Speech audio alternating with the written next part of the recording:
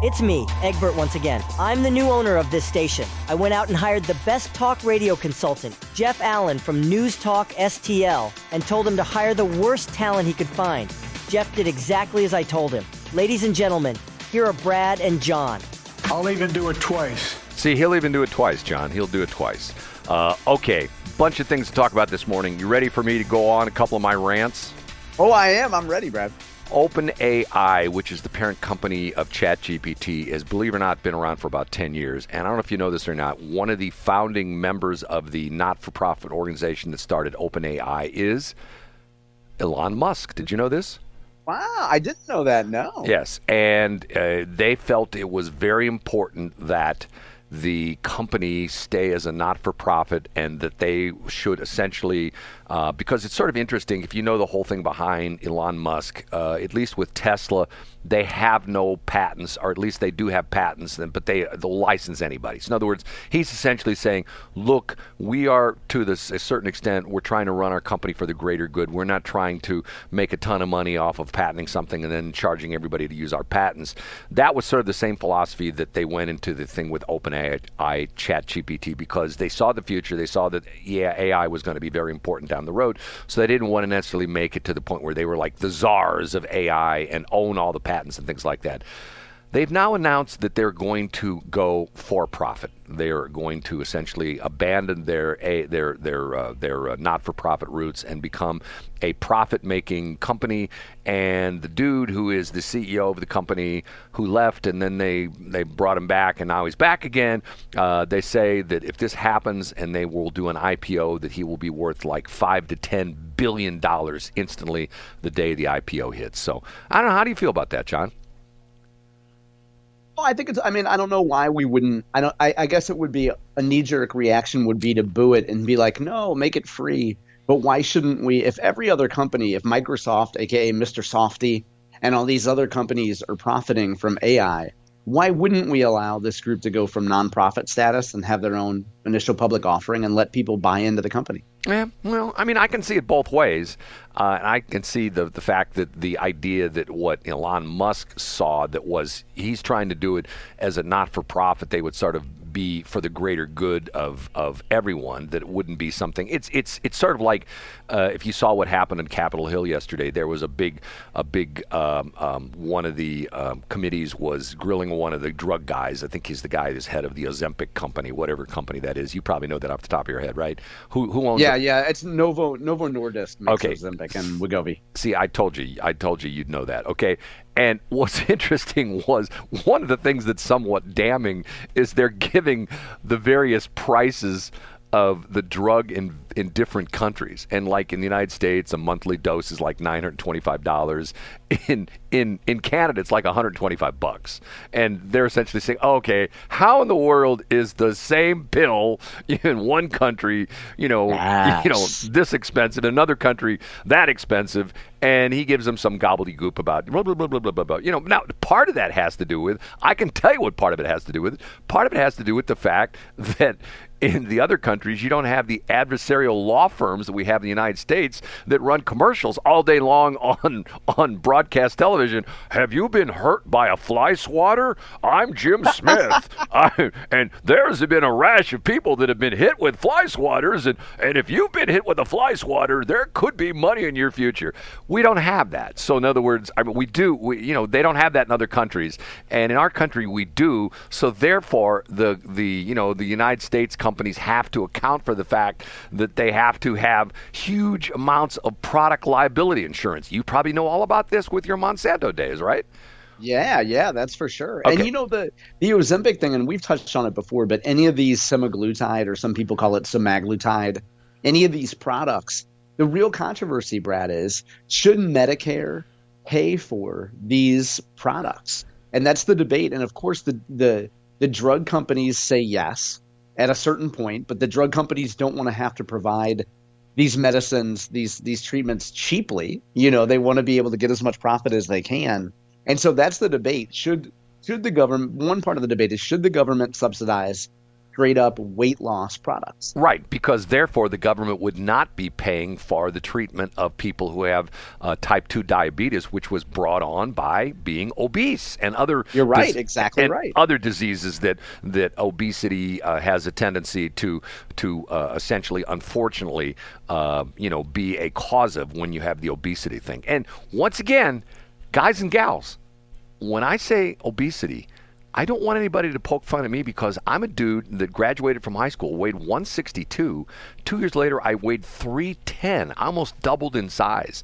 So I know what it's like to be on the hefty side, and it's something I still fight on a daily damn basis. And John will come in here and make fun of the fact that my various diet programs, which are fastfoodme.com, I think is still up, and kidsmenuchallenge.com is still up, where I demonstrably, let me use that word, demonstrably showed people how I lost weight eating nothing but fast food. Okay, next topic.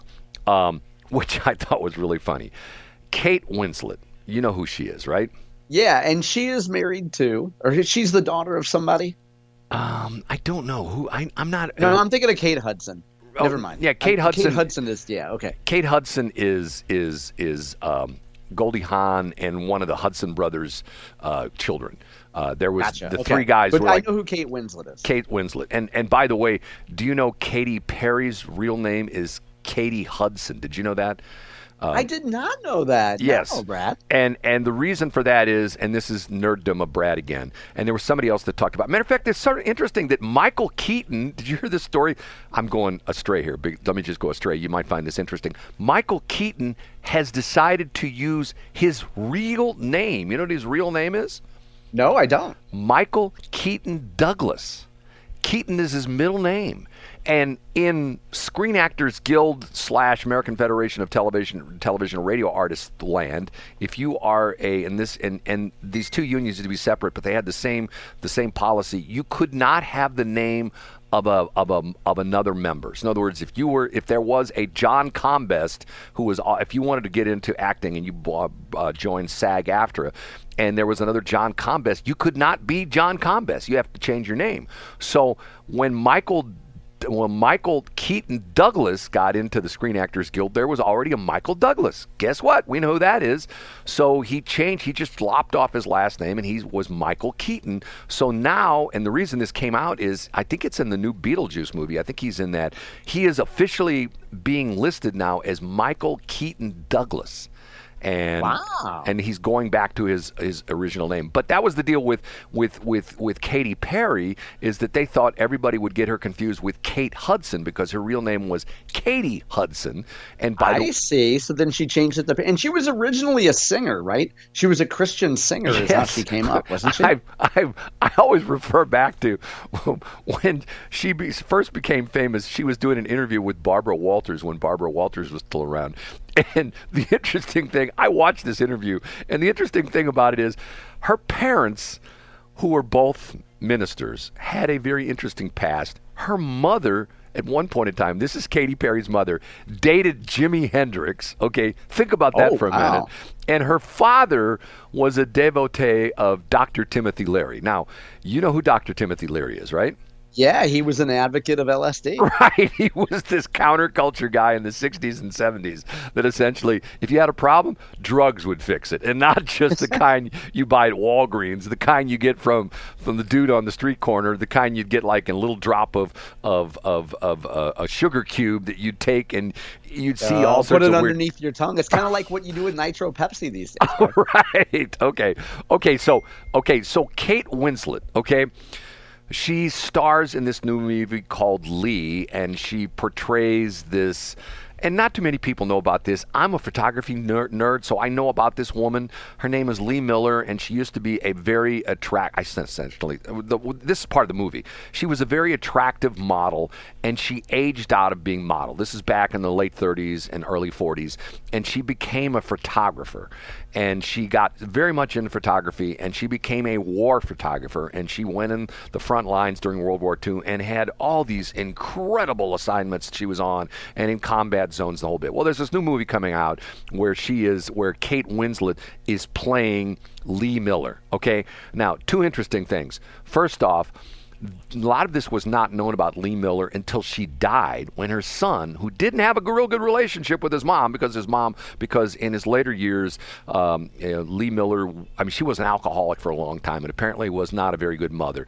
But after his mother passed away, he went to her house and was, getting ready to sell her house, and went up in the attic, and they found like 80,000 pictures and negatives of all these things she'd done during World War II that had never been seen before.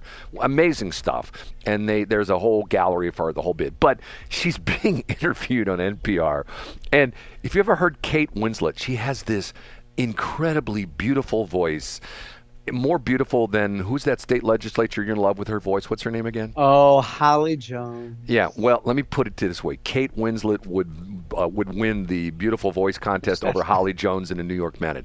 And the interviewer on NPR asked her, how did you get the American voice of Lee Miller? And she says, they had a tough time finding audio recordings. And keep in mind, Lee was born, I have to look, I think she was born like in maybe 1910 or something like that. So a lot of her life was before there was recorded audio. And this is Kate Winslet. She says, she's saying this to the NPR dude, which was funnier than, I about drove off the road when I heard this. She says, the only interview we could find with her was on NPR. And now she says this, and she says, of course, everyone on NPR does not speak the way they normally speak. That's so true. And I'm going like, I almost drove off the road. She's essentially saying that when she was on NPR, the interviewer was saying, now, Lee, how did you become a World War II photographer?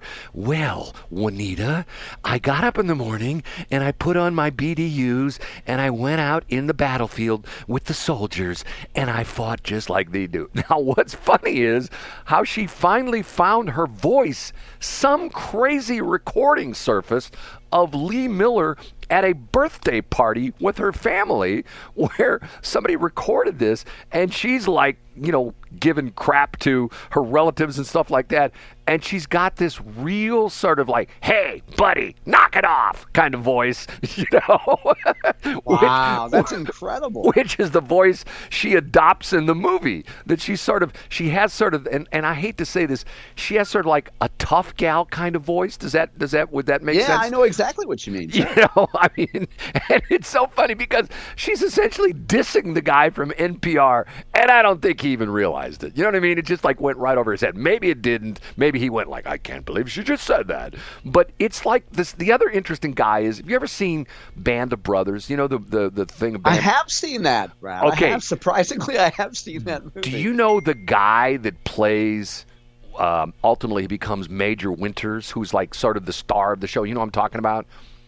I don't know. You've told the story before, but tell me again. Well, he's from England, and he has an English accent in the same thing. That's right. Yes, but he doesn't. Yeah. But he doesn't, and he has that American accent. Matter of fact, I think the real Captain Winters or Major Winters was from like New Jersey or something like that, and he has a tinge of a New Jersey accent. And I can't remember this actor's name. He is so incredibly good.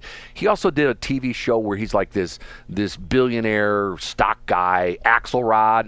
You know what I'm talking about?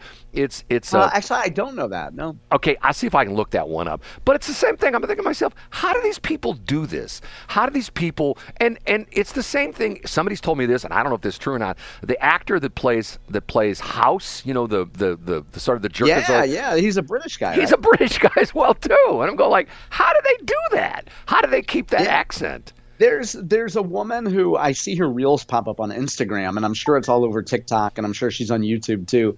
But she does, when I hear Kate Winslet, actually, I think of this woman's impression of Kate Winslet, because this woman will just do like 15-second sound bites. She'll be like, celebrities, if you encountered them in the park with your dog. And she'll do like Meryl Streep and Kate Winslet, like, talking to your dog. How long have you had her? But she's just so good. Some people I think they study it and they just know how to do it, Brad. I saw this clip the other day and I thought of you. I should have saved it. Karl Rove. You know who Karl Rove is? Yeah, of course. He was on a talking head TV show recently where all of a sudden he goes into Donald Trump. And I'm going like, oh, my God, that's so he did Donald. Because he hates Trump. He hates Trump. And then they start giving him, the people on the show were like, what? Where did that come from? You know, I mean, it just comes out of his mouth. And it was real, because you don't think of Karl Rove as like a guy who does impressions and things like that. He's Sure, like, you don't think of him as being funny at all. right. He's like Mr. Serious Guy. Then he does Bill Clinton. Oh, my God, did he nail Bill Clinton? It was so, I see if I can find the clip. It was so funny because it came out of nowhere. It would be like you being at a party and somebody that you knew like your entire life, and all of a sudden they sit down at the piano and they start playing Bach, and you're going like, how in the world? Where did that come from? Where did that come from? You know, how did you learn to play the piano like that? I've known you my entire life. I've never seen you play the piano before. Okay. Third break. Third block, whatever you want to call it. Third segment. Third block. C block. I'm going to tell the story of Wanda and how she keeps popping up on KWMU, okay? And I'm pretty sure it's the same woman. Thanks for checking out the Brad and John Show podcast. This segment of the show is brought to you by John Combest's book, Stalking, Harassment, Internet Trolling, A Guide to Recovering and Rebuilding After Online Attacks. It's a great reference if you've ever been the unfortunate target of a social media attack. It's available on Amazon. Just search John Combest. That's Combest, John Combest, and the book will show up in your search results. Now it's time for another segment of the Brad and John Show. Can you handle it?